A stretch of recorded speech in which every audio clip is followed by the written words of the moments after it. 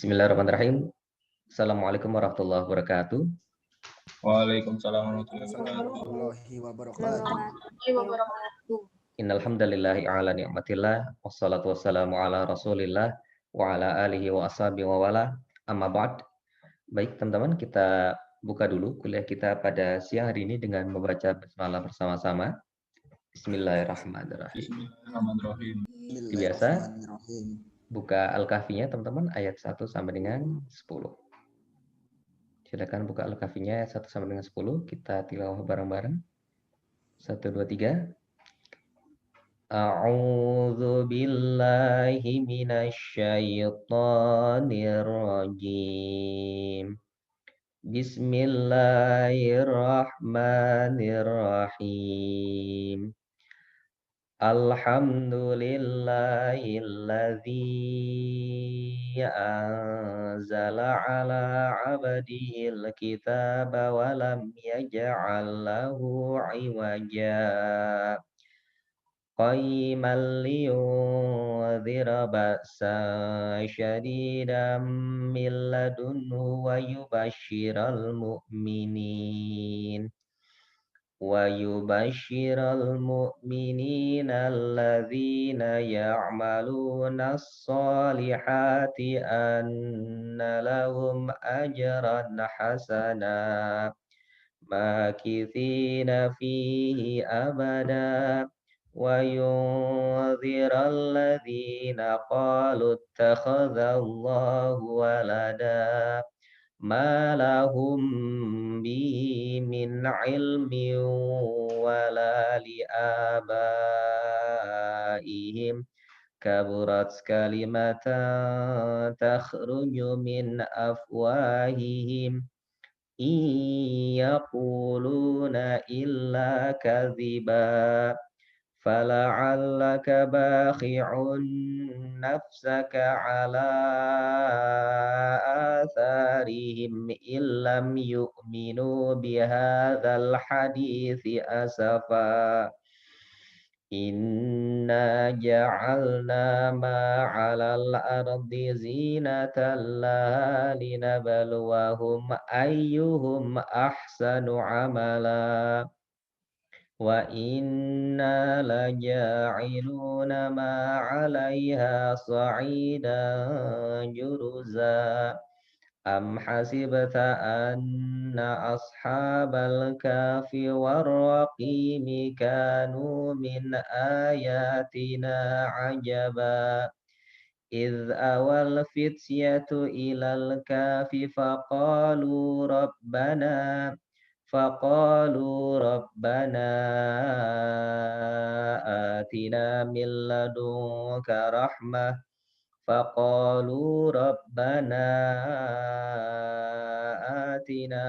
لدنك رحمة وهيئ لنا من أمرنا رشدا.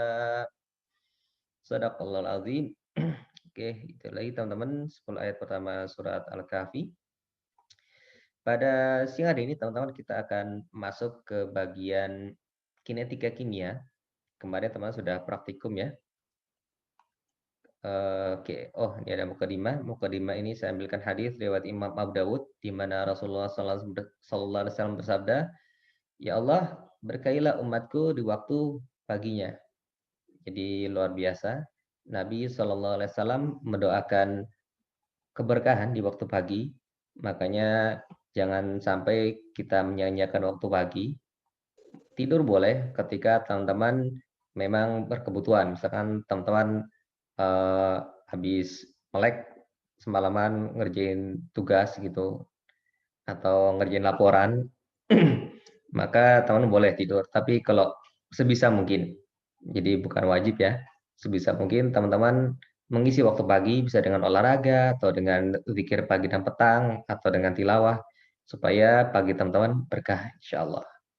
Dan tentu saja jangan sampai ini jadi alasan ya, Pak, waktu pagi kan diberkahi, maka banyak yang memundurkan waktu subuhnya.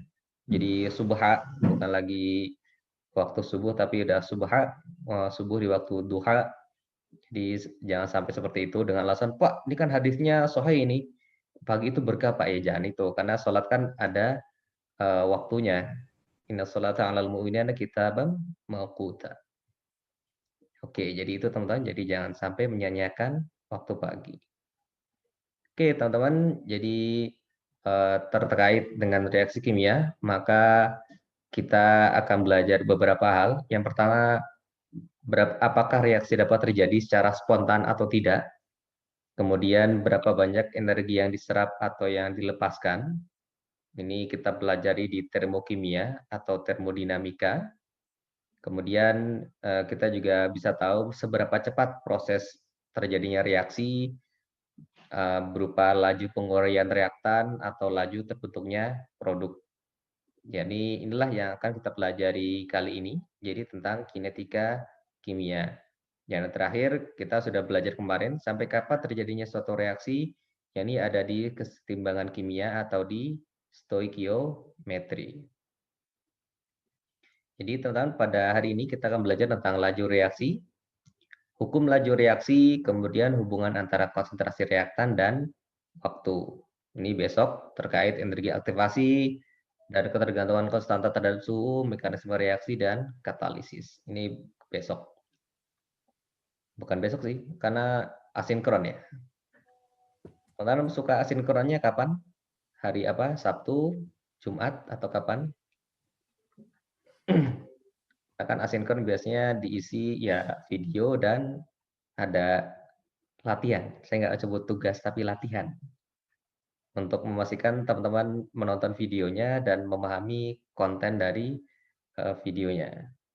Makanya dosen tuh sekarang selama pandemi jadi konten kreator ya, kreator materi kuliah. Gimana teman-teman sukanya asinkron hari apa? Ditampilkan, silahkan. Gak ada jawaban nih. Ya begini nih. Yang penting deadline-nya apa, Pak? Oh ya, oke. Ya seperti inilah mengajar farmasi yang banyak ceweknya itu ditanyain diem. Tapi sebenarnya kalau diem cewek itu seharusnya iya loh. Gimana? Tapi kadang ya itu tadi kita tanya mau makan apa?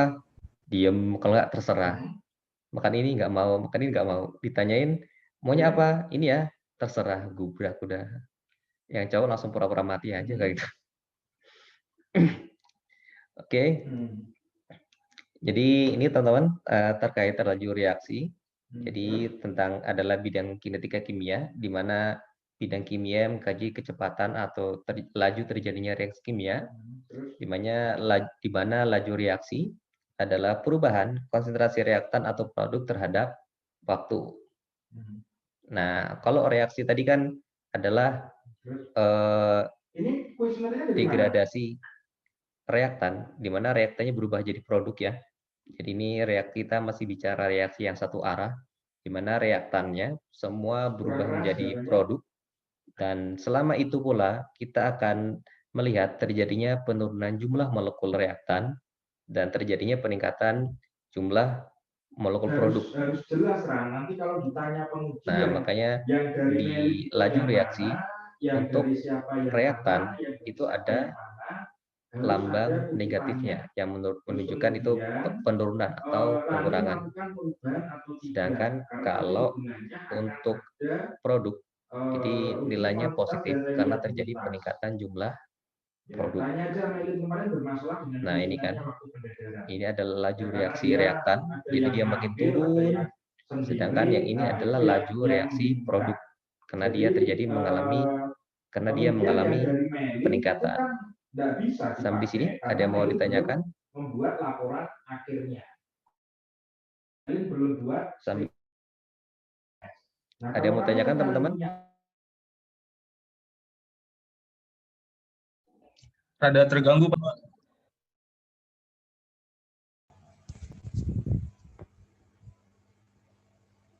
Oke, jadi teman-teman ini untuk rate-nya, jadi kalau untuk reaktan ini negatif karena dia mengalami penurunan, karena reaktan kan berkurang ya, dilihat dari kurva ini, makanya dia nilainya negatif. Sedangkan untuk produk dia nilainya positif karena dia mengalami kenaikan, seperti itu. belum selesai kemarin. Bisa diterima sampai di sini? Banyak. Pak, Bisa. bisa. Oke, kita lanjutkan ya. Jadi teman-teman Gitu. ini. Jadi kita bisa mengamati jalannya suatu reaksi Jadi dengan belum ada ya. memantau Jadi, menurunnya konsentrasi harusnya reaktan syarat nomor 7 itu dan dari mana, meningkatnya itu harusnya jawabannya. konsentrasi Kenapa, produk. dari mana, Oke, 9 dari mana dapatnya atau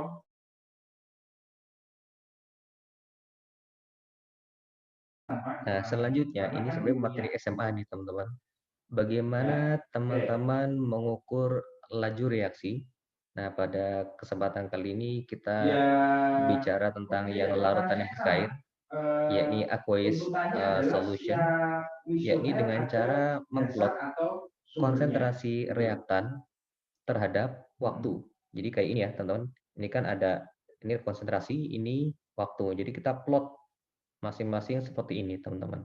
harus jelas dari Nah, mana, jadi gampangnya ya. seperti itu. Terus Kemudian ini ada kalau bisa contoh. ya, jawabannya Ada betul BR2, dan larutan salah, BR2 jangan dia direaksikan tidak. dengan Terus yang asam ada format 3 pilihan tadi terbentuk jadikan ion Br, sama saja semuanya. ion bromida, Tadi kan ada tadi, pilih A, B, ditambah C tadi. 2 Kan nggak ion H+, kompak sama. Coba dan juga naik ya, kan? CO2. Nah, ini gambarannya. Jadi BR larutan BR2 yang awalnya orange Pengetahuan. orange Nah, gelap, kan ada A, B, C, maka itu ketika kan direaksikan nggak sama dengan asam nomor 1, format, nomor 2 kan nggak sama maka dengan dia nomor 3 akan dan seterusnya. berubah. Jadi BR-nya Jadi terurai. cukup jawabannya Dengan betul, salah, ketika betul, BR-nya salah, terurai, betul, maka dan warnanya tiga. akan semakin pudar sehingga lama-lama akan menjadi dengan bening seperti kreasi itu. yang macam-macam. Nah, ini Ya, kita kompak. plotkan. Ini semakin Ya. tinggi BR, maka semakin tinggi puncaknya. Nah, Itu- jadi kita itu perhatikan di sini bahwa ya. Jadi semakin harus waktu benar-benar meningkat, maka konsentrasi BR semakin menurun yang ditandai dengan penurunan dari mana intensitas referensinya. warnanya. Yang nomor harus Nah, jelas. ini adalah Kalau dari jurnal ya jurnalnya siapa, hasil plottingnya dan teman-teman. seterusnya. Jadi Jadi pada waktu tidak ada konsentrasi dikatakan, punya waktu teman awal yang konsentrasi memang BR-nya wajib 0,012, melakukan akhir skripsinya. kemudian ketika 50 detik Ya. maka konsentrasinya berkurang jadi 0,0101 dan seterusnya. Di mana kita bisa menghitung kecepatannya molar per second. Ingat ya, M besar bukan mol per second tapi molar per second. Nah, kemudian kita bisa menghitung konstantanya. Konstantanya itu adalah kecepatan dibagi konsentrasi dalam waktunya. Seperti itu. Sampai di sini ada yang mau ditanyakan? Ya. Sampai di sini ada yang mau ditanyakan, teman-teman? Ya. Apa? Pak, tadi kalau waktunya lebih lama, warnanya yang apa, Pak? Warnanya akan semakin pudar. Oh, ya. Ya. Ya. Keterangan rumusnya yang itu apa aja, Pak? Kenapa lagi? Konsentrasi sama dengan Ya. Mutiara lagi. Ya. Apa? yang rumusnya yang itu, Pak. Nika. Jadi kecepatan dibagi konsentrasi BR2-nya. Nih. Jadi ini kecepatannya dibagi konsentrasi BR2-nya. Ini dibagi ini, kemudian ini dibagi ini dibagi ini, dan seterusnya. Seperti itu. Oke? Sudah? Ya. Ada lagi yang mau ditanyakan? Oke. Ada lagi? Nggak ada? Oke.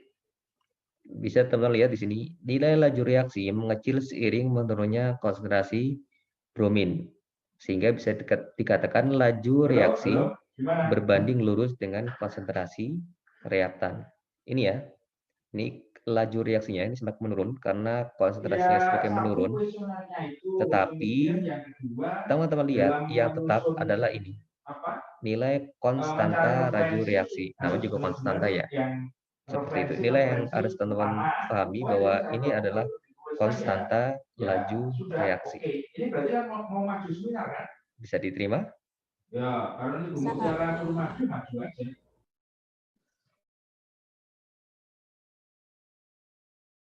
Nah, sehingga rata-rata kecepatan sama dengan delta konsentrasi. Teman paham ya, delta itu adalah selisih awal dan akhir dibagi delta T. Sehingga untuk konsentrasi brominnya sama dengan bromin final dikurangi bromin initial. Jadi akhir dikurangi awal dibagi delta T, dibagi selisih waktunya.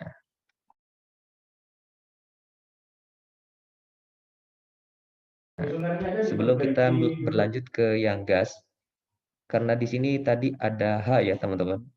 Jadi untuk reaksi-reaksi yang menghasilkan ion H atau OH minus, konsentrasi itu bisa dihitung dengan mengukur nilai pH-nya. Jadi dari nilai pH nanti dikonversi ke konsentrasi H+ kan. Karena ingat kan pH sama dengan min log konsentrasi H+. Jadi seperti itu. Ini tambahan aja. Nah, kemudian untuk reaksi-reaksi yang reaktannya atau produknya berupa gas, ini teman-teman bisa menggunakan cara ini dengan cara mengkonversi. Ini contohnya di oksigen ya, mengkonversi tekanan gas diubah menjadi konsentrasi dengan persamaan gas ideal. Nah, teman-teman ingat persamaan gas ideal yang PV sama dengan nRT. Nah, ini adalah contohnya. Kenapa di sini oksigen? Karena yang digunakan sebagai contoh adalah oksigen. Di mana ini adalah zaman SMA ya, hidrogen peroksida, kemudian didegradasi menjadi air dan oksigen. Nah, ini caranya dengan cara manometer. Ini di sini ada hidrogen peroksida, nanti hidrogen peroksida yang terdegradasi berubah menjadi air dan oksigen. Oksigennya masuk ke sini dan nanti akan menekan manometer ini. Dan nanti dengan manometer ini kita bisa mengetahui berapa volume oksigen yang dihasilkan. Ini zaman SMA. Kalau ini fisika atau kimia kayaknya, praktikum kimia seingat saya. Sehingga kita bisa memperoleh ini nilai PV sama dengan nRT. Nah, dari praktikum ini kan kita dapat P ya. Nah, makanya di P sama dengan N per V kali R kali T, di mana N ini adalah mol, V adalah volume, kemudian R ini adalah tetapan gas ideal, kemudian T adalah temperatur, sehingga kita peroleh kecepatan sama dengan 1 per R kali T, dikali delta P per delta T. Seperti itu. Ini rumus jadinya. Yang lain nggak usah dipikirin lah. Yang penting ingat-ingat aja. 1 per RT dikali delta P per delta T. Delta P itu apa? Adalah tadi selisih tekanan awal. Tekanan akhir dikurangi tekanan awal. Seperti itu. Oke, ada yang mau tanyakan? Nggak ada? Oke, lanjut. Oke, kemudian untuk laju reaksi, sekarang kita akan mempelajari laju reaksi versus koefisien reaksi. Nah, ini ada contoh. Kalau tadi kan kita contohnya gampang ya. Contohnya tadi A jadi B. Nah, sekarang gimana kalau tadi ada koefisiennya? 2A menjadi B. Ini kita ke bawah ya. Nah, maka kalau seperti ini, maka koefisiennya itu jadi sebut saja pembagi. Jadi 2A menjadi B sama dengan minus setengah dikali delta A per delta T. Kemudian untuk B sama dengan delta B per delta T untuk produknya. Ingat ya, untuk reaktan harus ada negatifnya. Nah, kemudian untuk reaksi yang lebih kompleks, AA plus BB berubah menjadi CC plus DD, maka ini laju reaksinya adalah minus 1 per A kali delta A per delta T sama dengan minus 1 per B kali delta B per delta T sama dengan 1 per C dikali delta C per delta T sama dengan 1 per D kali delta D per delta T. Sampai di sini, ada yang mau ditanyakan? Jadi laju reaksi berbanding lurus dengan perbandingan koefisiennya. Seperti itu. Jadi semakin besar, ini berarti dia lajunya akan semakin kecil karena ada pembandingnya ya. Oke? Bisa terima? Saya dari dulu di Sleman. Nggak ada? Bukan. Ada yang mau tanyakan? Oke. Teman-teman baik-baik saja kan? Sepertinya enggak deh. Semuanya sehat fisik dan mental? Sehat, Pak, sehat. Oke, Pak, sip lah. alhamdulillah. Karena Bapak, ya Mbak, ini tandanya sama dengan semua, Pak. sama. Oh, dicarinya satu-satu. Bisa satu-satu. Tapi biasanya kan satu itu nanti sebenarnya nanti di akhir. Sebenarnya yang dicari adalah reaksi pembatasnya. Karena laju reaksi kan bergantung pada reaksi pembatas. Kalau reaksi pembatasnya habis kan otomatis reaksi sudah tidak bisa berjalan. Oke? Tunggu Pak. Berarti ini nyari satu-satu. Berarti laju reaksi dari A sendiri, laju reaksi dari B sendiri gitu, Pak? Iya, seperti itu. Tapi nanti ada yang dinamakan dengan order reaksi. Bisa langsung. Jadi satu itu langsung digabung dinamakan dengan order reaksi. Iya, Pak. Ini cuma awalnya aja. Karena laju reaksi itu nanti adalah awal untuk menemukan ini dinamakan dengan order reaksi. Seperti itu. Artinya kan nggak dapat kan? Oke. Oke, lanjut ya.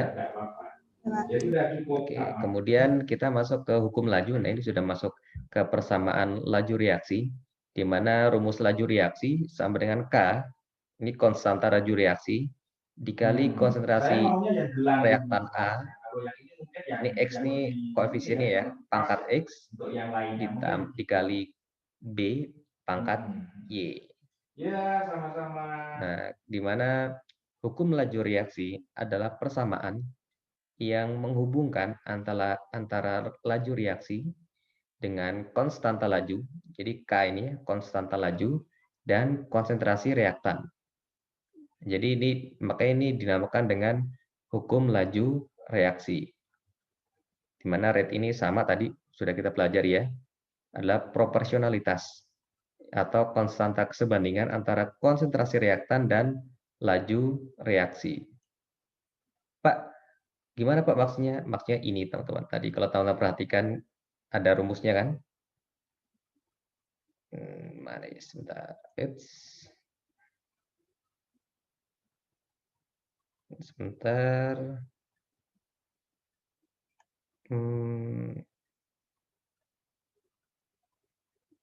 Tadi mana ya nilai K?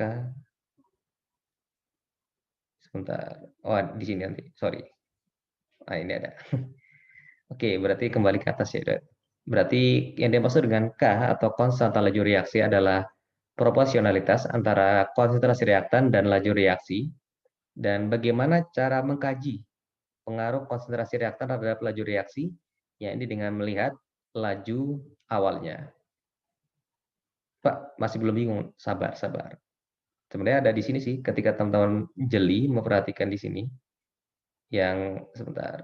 Yang di atas, nah di sini ketika teman-teman jeli di sini kan ada kelihatan kan bahwa K atau rate atau konstanta laju reaksi adalah laju reaksi dibagi konsentrasi dari reaktannya.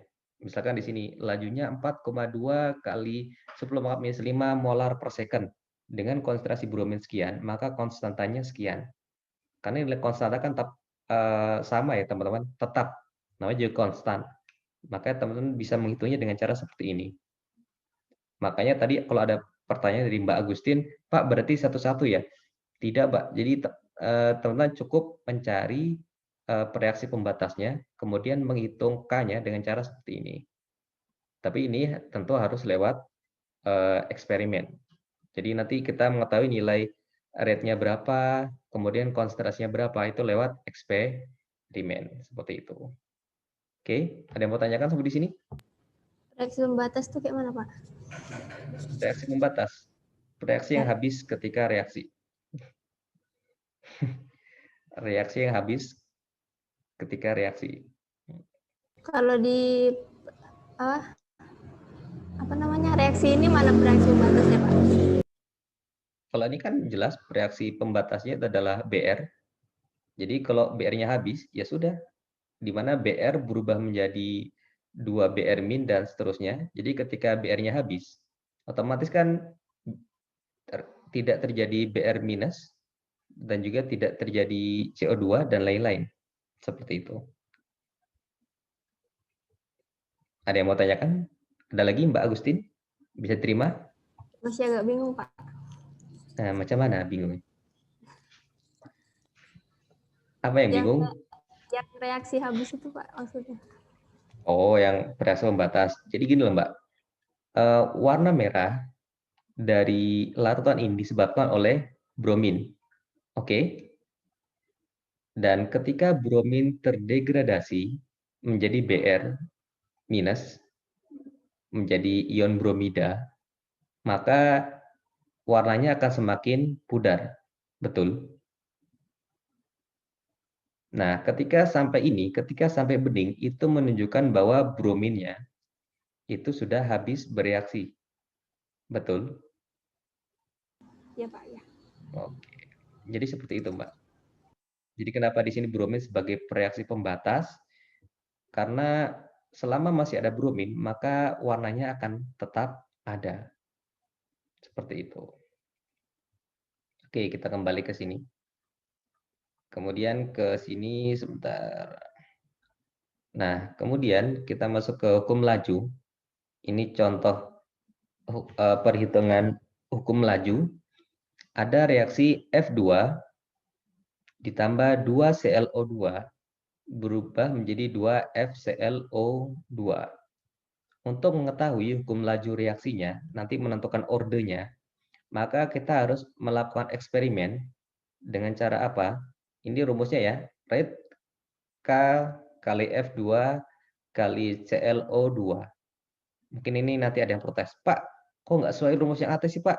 Kan rumusnya ini Pak, K kali A pangkat X ditambah, rate sama dengan K kali A pangkat X dikali B pangkat Y. Kalau seperti ini kan seharusnya B-nya atau ClO2-nya kan kuadrat, Pak. Ya, nanti jawabannya dari sini, teman. Nah, seperti ini. Nah, ketika teman-teman ini adalah eksperimentalnya. Ini saya kan di SMA pernah belajar juga. Jadi ada 2 buah reaktan. Maka salah satu reaktan kita buat tetap dan reaktan yang lain kita variasikan. Nah, di sini F2-nya kita buat tetap, kemudian ClO2-nya kita variasikan. Nah, kemudian kita ukur berapa kecepatannya. Nah, ternyata ketika ClO2-nya dinaikkan 4 kali lipat, maka kecepatannya itu naiknya juga 4 kali lipat. Demikian pula ketika ClO2-nya tetap, F2-nya divariasikan 2 kali lipat. Nah, ternyata kecepatannya juga menjadi 2 kali lipat. Jadi kalau 2 jadi 2, kalau konsentrasinya 2 kali lipat, kecepatannya 2 kali lipat. Kalau konsentrasinya 4 kali lipat, kecepatan 4 kali lipat, kan berarti pangkatnya adalah 1 kan? 2 jadi 2, 4 jadi 4. Oke? Sehingga dari percobaan ini kita peroleh bahwa rate-nya itu sama dengan K dikali konsentrasi F2 dikali konsentrasi ClO2. Sampai di sini bisa diterima?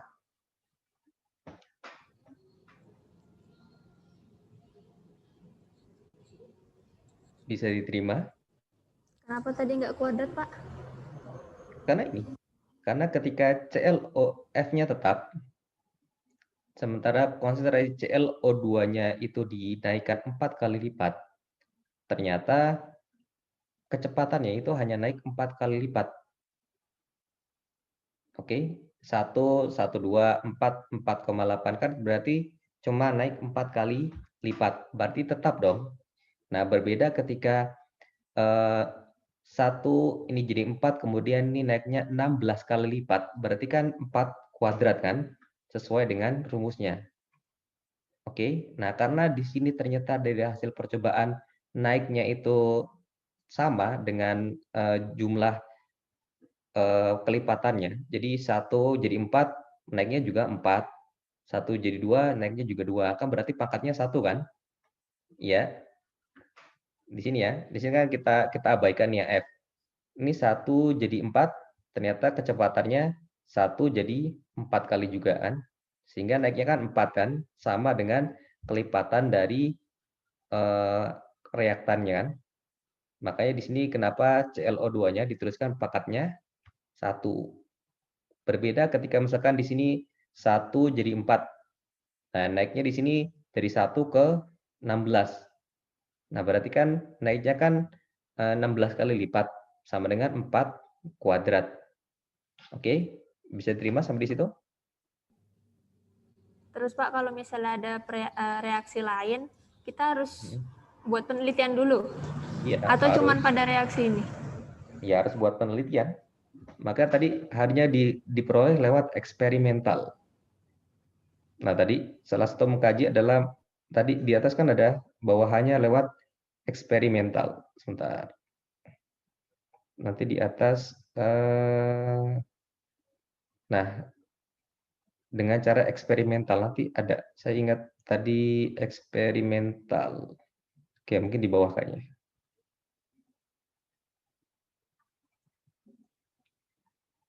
Oke.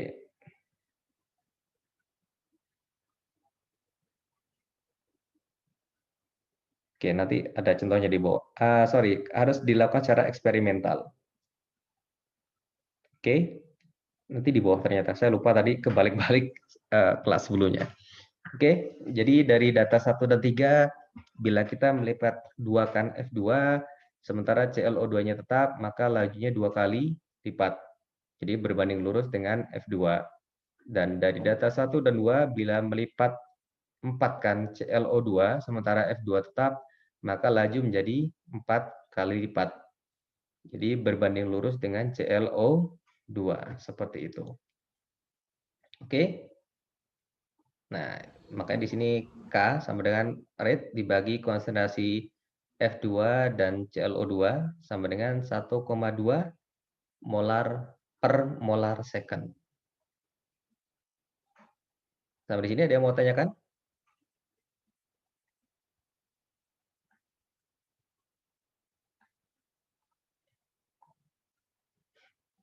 Ada yang mau tanyakan? Nggak ada? Oke, sip. Jadi kemudian dari hasil tadi, dari hasil eksperimental, maka kita bisa memperoleh kesimpulan bahwa nilai X dan Y harus ditentukan dengan percobaan. Tadi karena ternyata seharusnya B ini kan kuadrat. Ternyata ketika dicobakan ternyata hasilnya linier. Sehingga makanya nilai X dan Y bisa jadi berbeda dengan koefisien stoikiometri. Nah, kemudian dengan menggunakan nilai X, Y, dan K, kita dapat menggunakan persamaan tersebut untuk menghitung laju reaksi pada konsentrasi A dan B yang diberikan. Dan jumlah dari pangkat-pangkat setiap konsentrasi reaktan pada hukum laju tersebut, yakni X dan Y, disebut orde reaksi secara keseluruhan. Bisa diterima?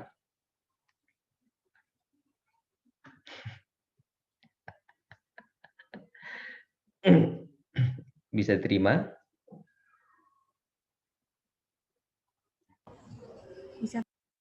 Bisa. Pak, maksudnya gimana sih? Ya, jadi ini kan hasil percobaan. Dari hasil percobaan kita memperoleh bahwa nilai X itu 1. Dari hasil ini ya, kita kan bisa tahu ini X-nya 1 kan. Karena ketika F-nya itu dinaikkan 2, kecepatannya jadi 2. Ketika sedangkan untuk Y-nya juga sama-sama 1, karena ketika Y-nya jadikan 4, naiknya juga 4 kan. Maka nilai Y juga sama dengan 1. Maka kita bisa ambil kesimpulan bahwa reaksi ini akan mengikuti orde ke-2. Karena X plus Y sama dengan 2. Bisa diterima? Gimana Pak? Orde 2? Hah? Orde 2 itu Gimana karena tadi maksudnya? X plus Y sama dengan 2. X1, Y-nya 1. Oke? Bisa diterima? Bisa. Belum paham, Pak. Ulang, Pak. Yang X itu.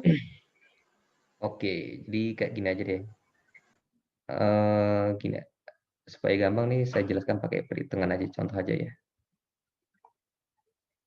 Jadi untuk reaksi ini misalkan, untuk reaksi ini rate sama dengan K kali konsentrasi F2 pangkat X dikali konsentrasi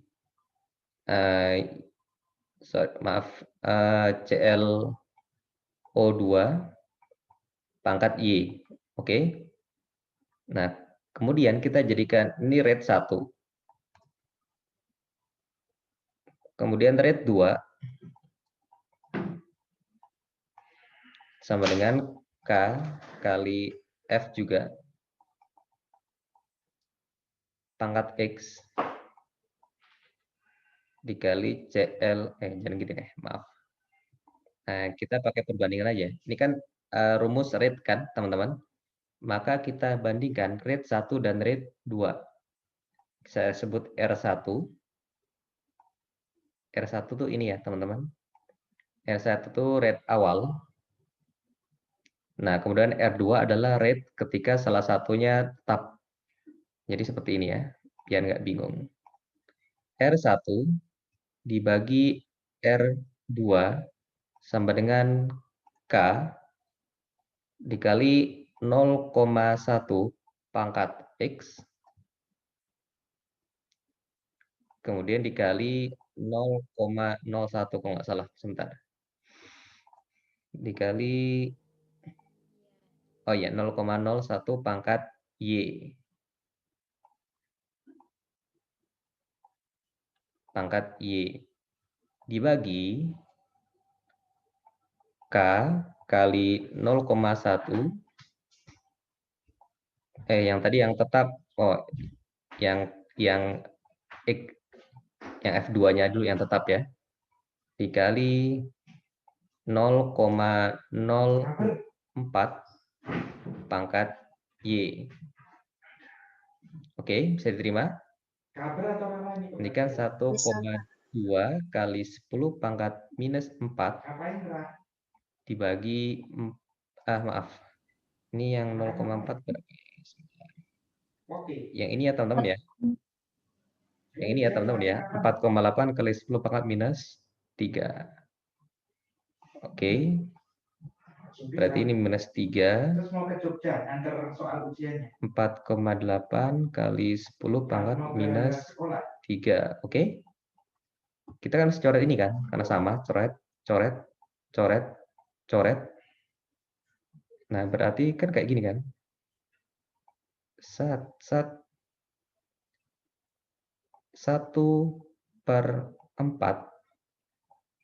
pangkat X sama dengan ini kan juga sama kan?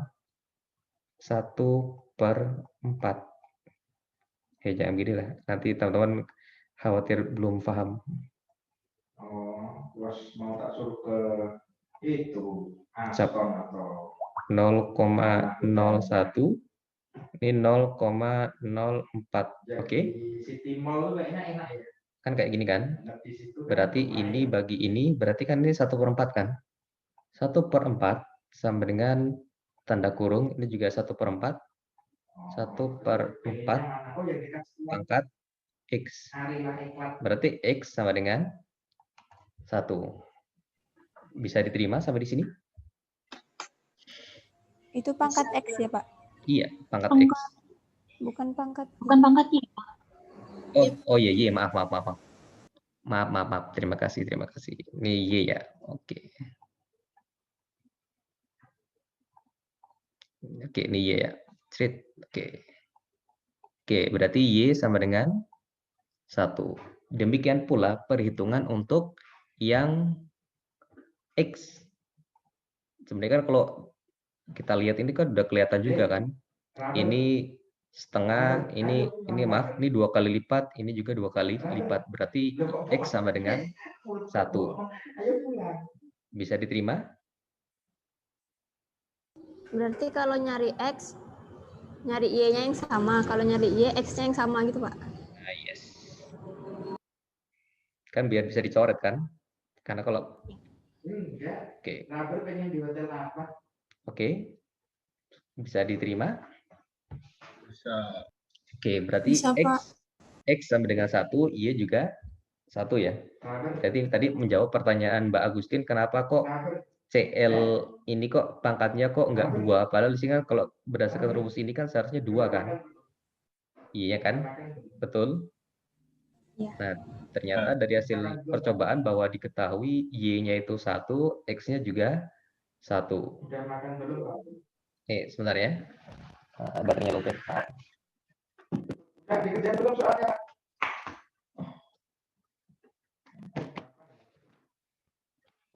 Sebentar. Oke, kita lanjut. Oke. Nah, seperti ini.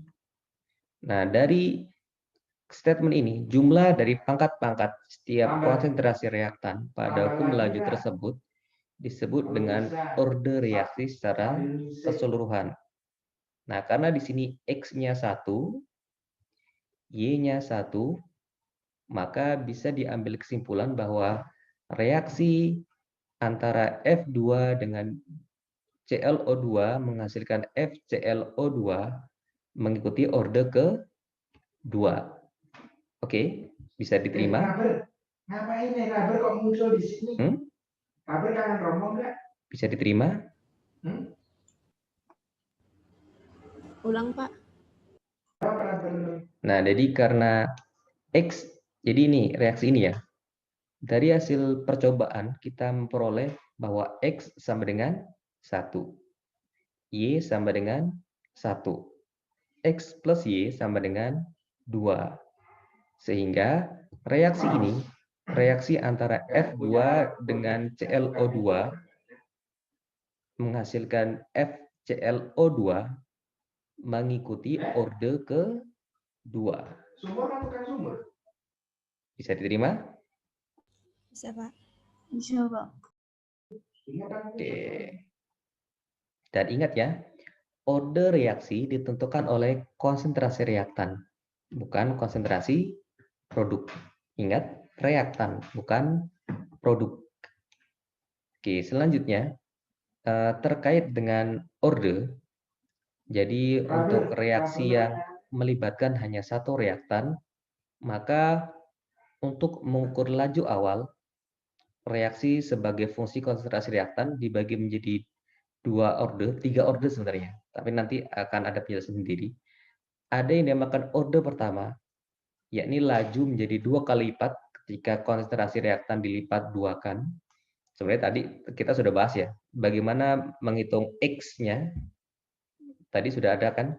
Nah, atau yang kedua, ada yang order kedua, yakni laju atau kecepatan menjadi 4 kali lipat bila konsentrasi reaktan dilipat 2-kan.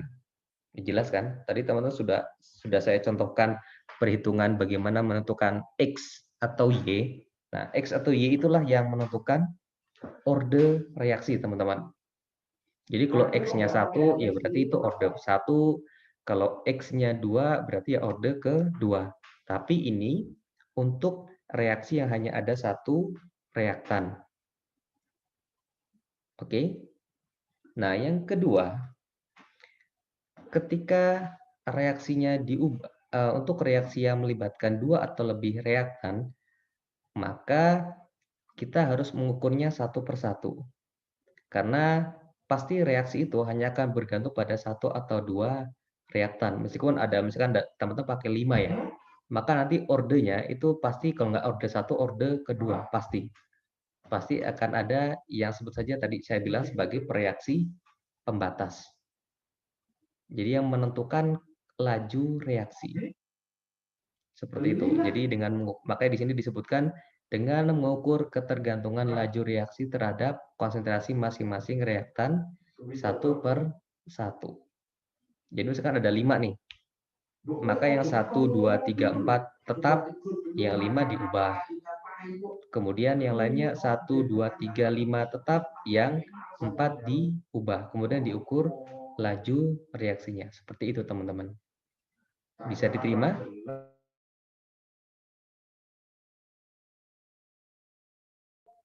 Bisa diterima, teman-teman? Sopo. Oke, lanjut ya. Bisa, Pak. Oke. Nah, sehingga dengan hukum laju reaksi memungkinkan kita menghitung konsentrasi reaktan di setiap waktu selama reaksi berlangsung. Nah, sehingga ini ada selanjutnya akan ada contoh aplikasi order reaksi untuk menentukan konsentrasi dari reaktan pada waktu tertentu. Nah, ini untuk orde pertama, ketika reaksi mengikuti orde pertama, maka kita bisa menghitung konsentrasi pada waktu tertentu yang dilambangkan dengan AT dengan rumus min KT ditambah ln A0. A0 ini adalah konsentrasi awal atau inisial. Nah, dan AT adalah konsentrasi pada waktu tertentu. Jadi ln AT sama dengan min KT. K ini tadi konstanta laju reaksi. T ini adalah waktu yang kita tentukan. Nah, ditambah ln AT. A0, maaf. Oke, sampai di sini ada yang mau ditanyakan? Ya, mudah-mudahan akhir minggu ini jadi. Kok maju? Sampai di sini ada yang mau tanyakan? Minus KT Ya dulu ya, tadi dari dulu ya. yang konstanta waktu ya, Pak? Ya, jadi K ini kan konstanta laju reaksi. Yang rate ini ya, jangan lupa ya. K ini kan rate dibagi ini konstanta. Kemudian T itu adalah waktu yang kita tentukan. Misalkan ini reaksi ini misalkan. Misal contoh ya, reaksi ini. Kita awalnya itu adalah 0,2. Kemudian ini 0,01. Kemudian kita dengan laju sekian, maka kita memperoleh K sama dengan 1,2 sekian. Nah, kemudian kita ingin menghitung berapa sih konsentrasi F setelah 2 detik. Atau misalkan setelah 3 detik. Maka kita masukkan aja. Ketika ini ikut order 0 ya, order 1. Nah, jadi seperti itu teman-teman. Nah, jadi kita bisa menghitung berapa sih konsentrasi F2, misalkan ketika waktunya 2 detik. Nah, kita bisa menggunakan rumus ini untuk menghitung konsentrasi dari F-nya. Seperti itu. Sampai di sini. Oke, ada lagi yang mau ditanyakan?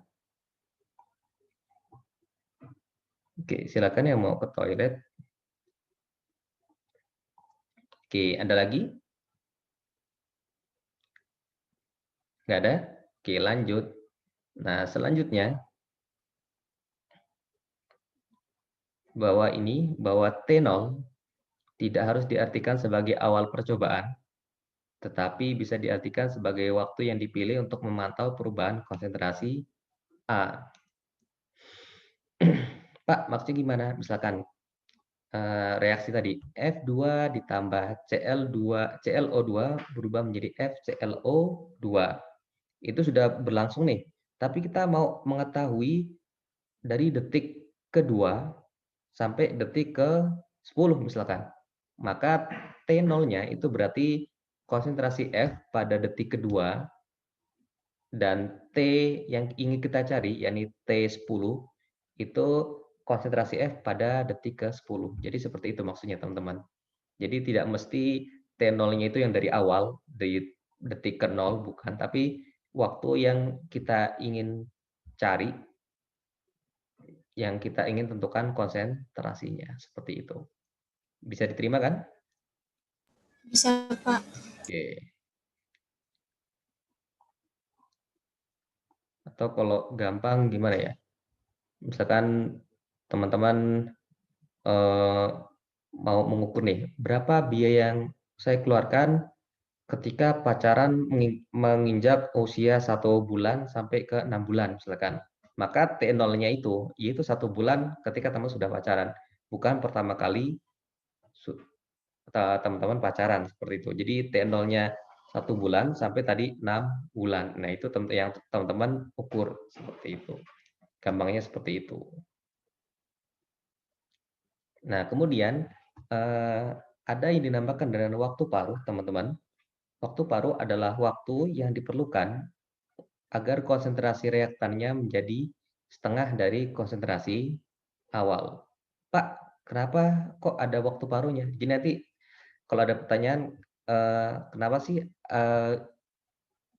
orde 1 banyak dibahas? Karena obat-obatan itu umumnya mengikuti orde pertama, teman-teman.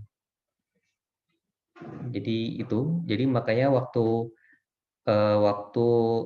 expired date dari obat itu pasti tetap, entah itu dia 500 mg atau berapapun kekuatannya, 500 mg atau 1000 mg, pasti waktu paruhnya sama.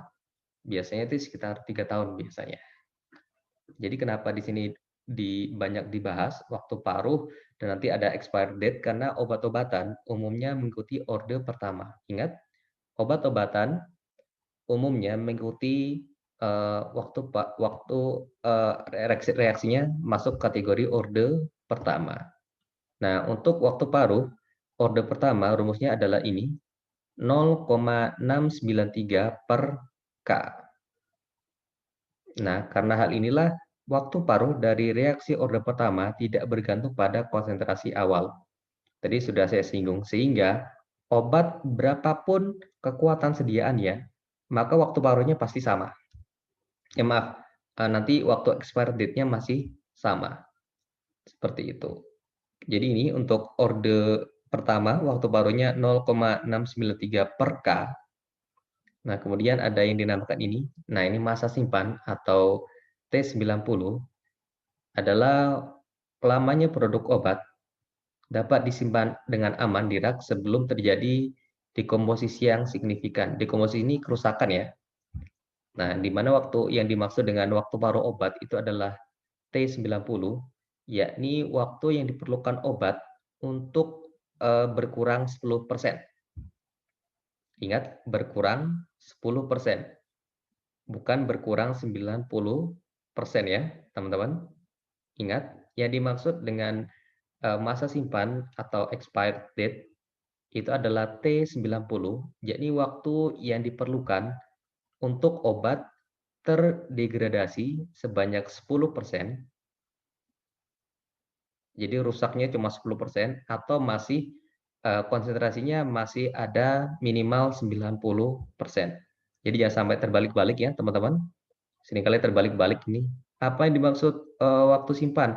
Waktu simpan adalah waktu terjadinya obat terdegradasi 90%, padahal salah. Jadi hanya terdegradasi 10%, jadi masih ada 90%. Oke. Karena apa? Dekomposisi atau degradasi itu bisa menjadikan obat menjadi tidak aktif atau menjadi senyawa yang toksik. Maksudnya gimana, Pak? Jadi misalkan ada paracetamol 500 mg. Nah, itu kan kekuatan sediaan kan? Nah, ketika dia terdekomposisi atau rusak, katakanlah 10%, 10% dari 500 mg kan 50 ya, 50 mg. Artinya ketika melebihi waktu yang ditentukan, misalkan waktu simpannya itu 3 tahun. Ketika lebih dari 3 tahun, berarti konsentrasinya itu tinggal kurang dari 450 mg. Jadi ketika teman-teman minum yang obat yang sudah ED, itu artinya teman-teman sudah berkurang lebih dari 10%. Itulah yang dimaksud dengan masa simpan. Nah, sehingga untuk masa simpan dari obat itu rumusnya adalah T90 sama dengan 0,105 per K. Sampai di sini ada yang mau ditanyakan?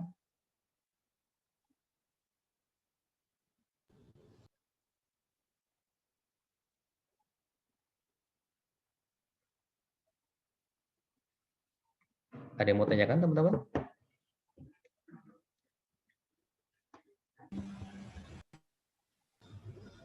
Nggak ada?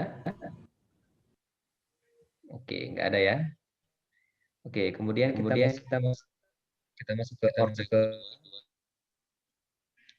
Jadi kalau orde kedua ini, untuk orde kedua, yakni reaksi yang lajunya bergantung pada konsentrasi salah satu reaktan dipangkatkan 2 atau pada konsentrasi dua reaktan yang berbeda yang masing-masing dipangkatkan 1. Pak, maksudnya gimana? Jadi tadi ini ya. Ini ya. Tadi kita sudah tahu bahwa masing-masing ini, reaktan ini memiliki orde 1. Maka reaksi ini masuk kategori orde ke-2. Karena kan jumlah masing-masing reaktan ini sama dengan 2. Itu yang pertama. Atau yang kedua, ketika cuma satu reaktan, contohnya ini misalkan, nah ini, ketika reaktan ini dinaikkan konsentrasinya jadi 2, maka lajunya menjadi 4 kali lipat. Jadi inilah yang dinamakan dengan reaksi orde ke-2. Seperti itu. Bisa diterima?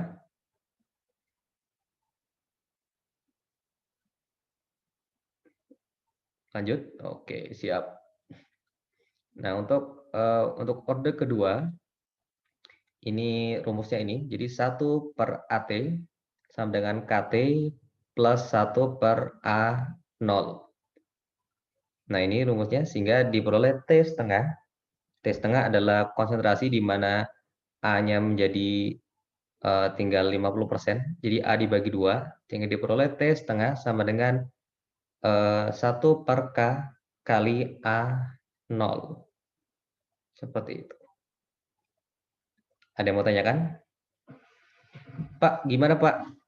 Ya, kalau mau ditanya, silakan teman cari rumus ini. Jadi ini T setengah sama dengan ini kan A-nya ke kiri. Jadi A0 per 2 dikurangi 1 per A0, kemudian dibagi K. Jadi silakan teman-teman konversi sendiri. Karena kalau matematika di online tuh susah teman-teman. Teman-teman kalau menurunkan menderivasi rumus itu kalau satu papan tulis itu aja kurang. Apalagi kalau di sini kita coba pakai whiteboard, Zoom ini dijamin kurang. Atau teman-teman minta dijabarkan. Minta dijabarkan? Nggak perlu? Oke, jadi ini aja teman-teman. Jadi rumus untuk orde kedua, 1 per AT sama dengan KT ditambah 1 per A0, di mana T setengahnya sama dengan 1 per K kali A0. Sampai di sini bisa diterima? Bisa, Pak. Oke, lanjut. Nah, yang terakhir ini adalah orde 0. Ini adalah obat impian untuk industri farmasi. Jadi kalau orde 0 itu kecepatan reaksinya itu konstan. Berapapun konsentrasi reaktan yang digunakan, maka kecepatannya adalah konstan. Sehingga semakin besar konsentrasi reaktan, maka waktu yang diperlukan semakin panjang. Jadi misalkan untuk degradasi itu 1 molar per detik. Ini contoh ya. Maka berapapun konsentrasinya, reaktannya diubah-ubah, maka akan tetap 1 molar per detik. Sehingga semakin banyak konsentrasi reaktan, maka waktu yang diperlukan untuk reaktan terdegradasi sempurna atau rusak, itu maka akan semakin panjang. Seperti itu maksudnya. Pak, masih bingung Pak? Oke, kan saya kasih gambaran. Ini ya, saya hapus ya teman-teman. Jadi order, misalkan laju kerusakan, laju degradasi, misalkan ini ya, degradasi parastamol itu sama dengan 1 gram per bulan, misalkan ya. Oke. Maka ketika misalkan 100 mg parastamol, contoh ya, 100 gram, ini terlalu besar ini, 1 gram PCT. Nah, untuk expired, nah di mana expired kan berarti 10%-nya ya, berarti tinggal 90 gram, maka diperlukan waktu 10 bulan. Betul? Iya enggak? Iya. Nah, sedangkan kalau 500 gram, ini contoh ya, ini kebanyakan 500 gram, setengah kilo, 500 gram PCT, di mana expirednya kan 10% ya, berarti 90-nya berarti 450 gram, maka itu memakan waktu 50 bulan. Nah, kan berarti semakin besar konsentrasinya, maka semakin lama pula waktu expirednya. Jadi ini saya bilang ini adalah obat ideal untuk industri farmasi. Karena semakin besar konsentrasinya, maka semakin lama expired. Oke. Jadi untuk ordinol, untuk AT-nya sama dengan min KT plus A0, dan untuk T setengahnya sama dengan A0 dibagi 2K. Karena laju reaksi 0 adalah suatu konstanta, jadi tidak bergantung pada konsentrasi reaktannya. Oke, sampai di sini ada yang mau tanyakan? Dan umumnya ini untuk reaksi enzimatis. Sampai di sini ada yang mau ditanyakan, teman-teman?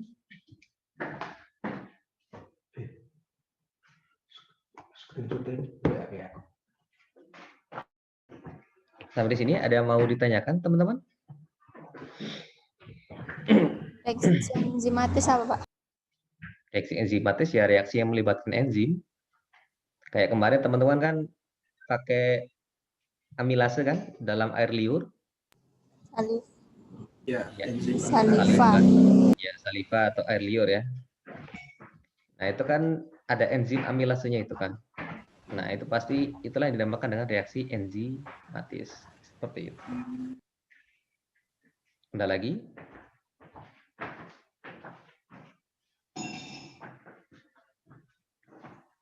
Ada yang mau tanyakan?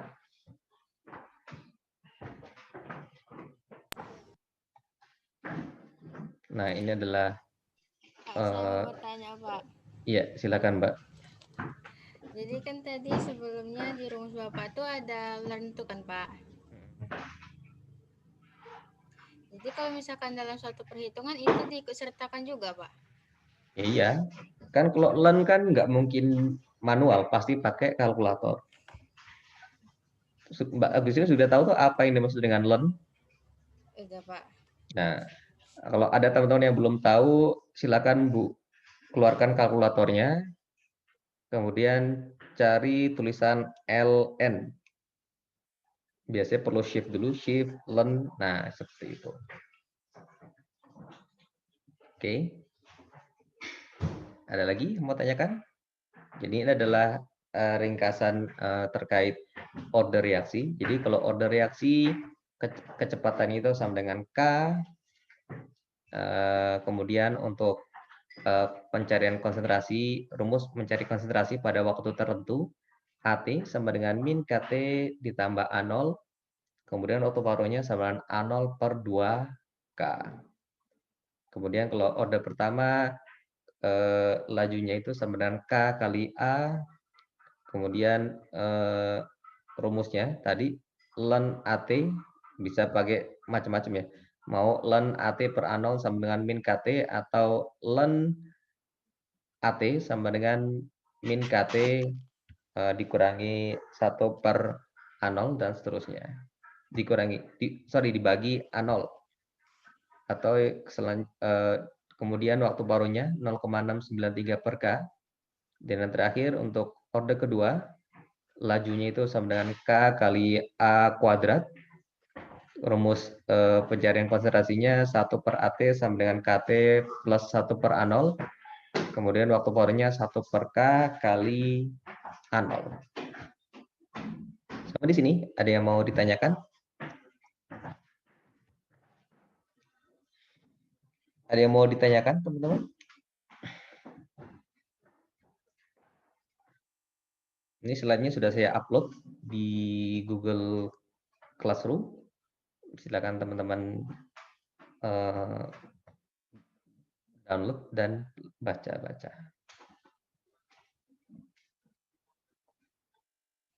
Ada yang mau tanyakan, teman-teman?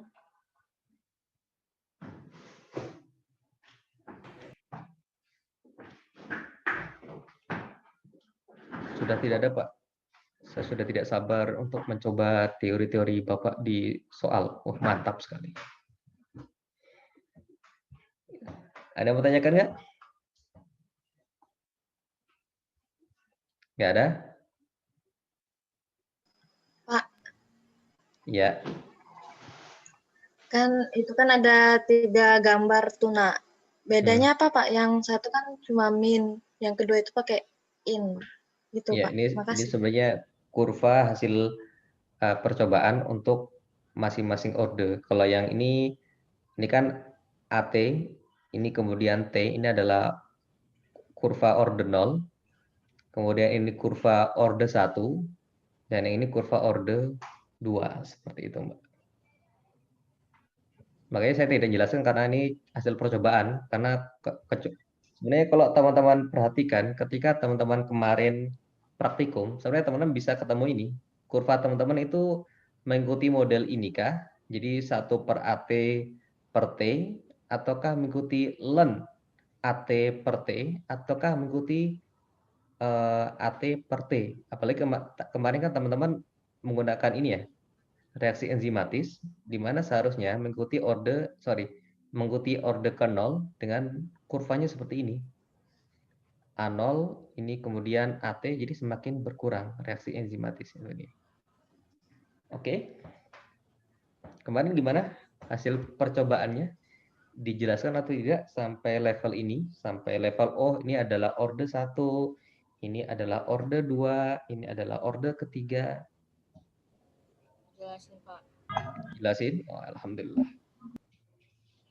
Kemarin kesimpulannya orde berapa yang enzim?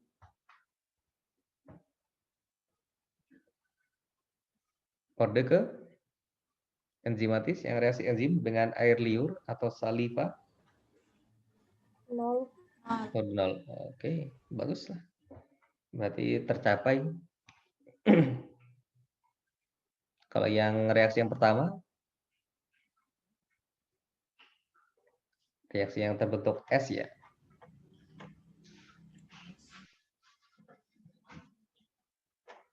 Halo. Jangan menangis Mbak Iza. Udah kocok-kocok. Menangis saking mudahnya ya, saya yakin. Jadi nggak enak nih saya.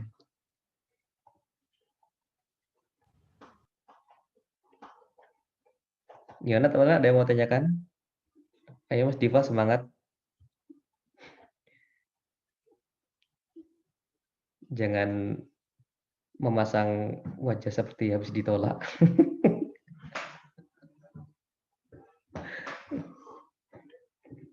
Ayo, ada yang mau tanyakan lagi nggak?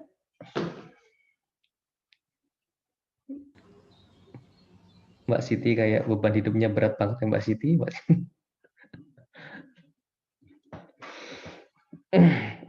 Ada yang mau tanyakan lagi nggak? Belum ada, Pak. Belum ada. Oke, kalau belum ada, seperti biasa, kita cukupan aja deh. Saya nggak akan ngasih tugas hari ini ke teman-teman. Atau mau tugas ini? Enggak, Pak. Kapan-kapan aja, Pak. Enggak Pak. Enggak, Pak. Dari pagi sampai sore. Ya, Pak. Oke. Kalau nggak ada, kita cukupan saja sampai di situ. Kita tutup pertemuan kali ini dengan membaca hamdalah dan doa kafaratul majelis. Alhamdulillahirabbil alamin. Subhanakallahumma wa bihamdika asyhadu an la ilaha illa anta astaghfiruka wa atubu ilaik. Waduh,